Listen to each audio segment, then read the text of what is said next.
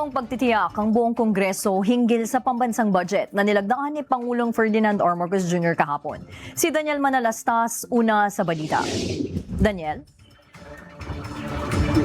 Nudge, sa kabila ng ilang puna sa 2026 national budget, isa sa tiniyak ni Senate Committee on Finance Chairperson Sherwin Gatchalian na ang 2026 national budget ay corruption-free, pati na rin ay mahihirapan na dumaan sa mga pang-aabuso.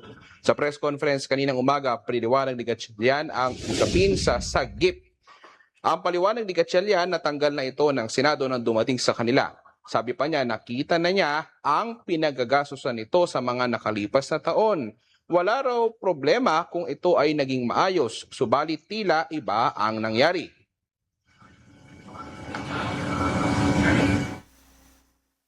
Hindi nga nagamit ng maayos eh. In 2024, nagamit yan sa flood control worth 80 billion.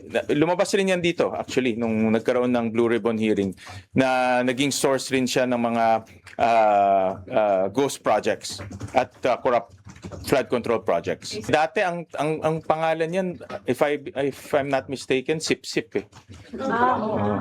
Naging Sip-Sip tapos naging Sagip. But it's a lump sum.